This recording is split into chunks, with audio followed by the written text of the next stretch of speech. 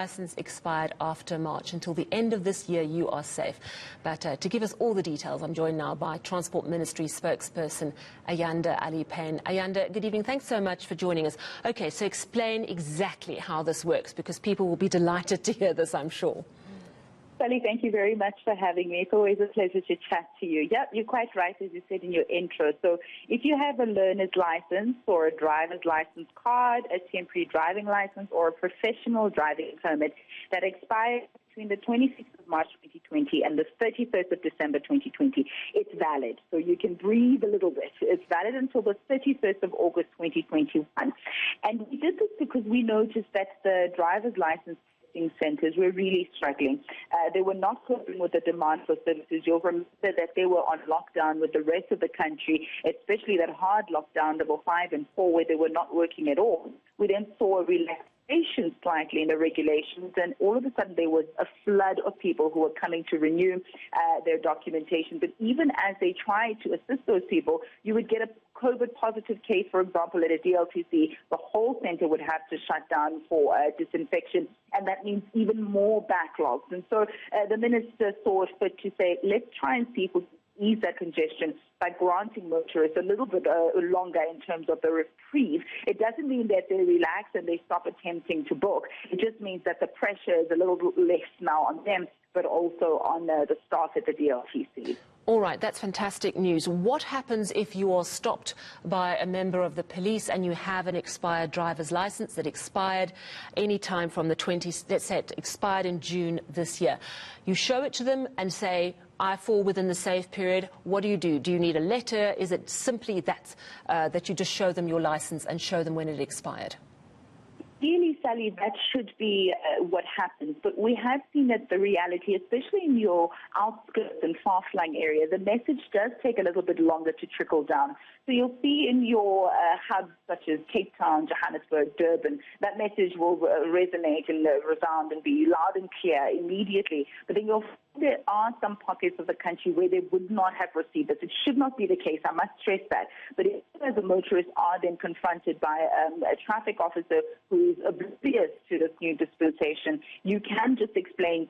And if you want to go the extra mile, you can print out a government gazette and carry it as proof. It's not necessary, but this is just for you to be safe. Yeah. We also know that there are some traffic officers who will try and solicit a bribe, also something that should not happen, but this would be for your protection. In the worst case scenario, where you are fined by a traffic officer or you are charged a penalty fee at a DLTC, you can make representation to RTIA, the Road Traffic Infringement Agency, in writing, and outside of Gauteng, because they don't practice the ARTO yet, you can appear before the magistrate to refute that fine. It is a Section 56 notice, so you can refute that.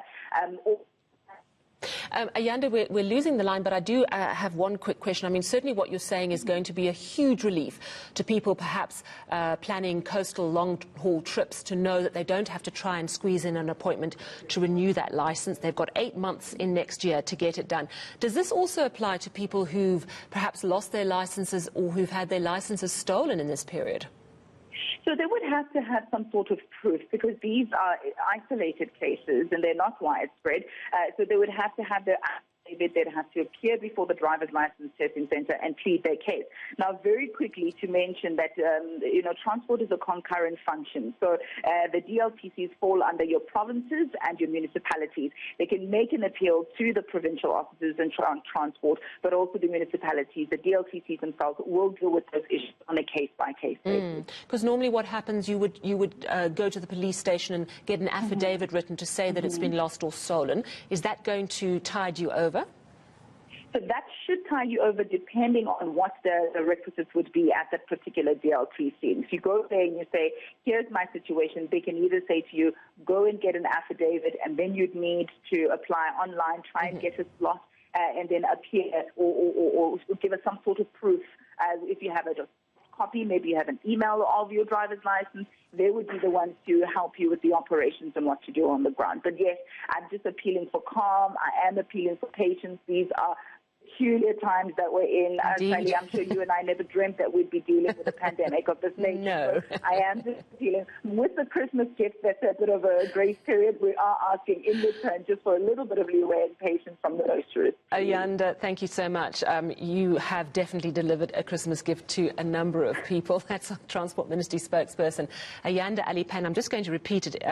So if your licence expired after the 26th of March, right up until the end of this year, so literally if your licence expired today, you don't have to stress. Keep it with you. If you're stopped, you're in the grace period. You will have until the end of August next year to actually sort that licence out. That applies to learner's licence, driver's licences, temporary licences and also professional licences. So a bit of good news from the Transport Ministry. Now,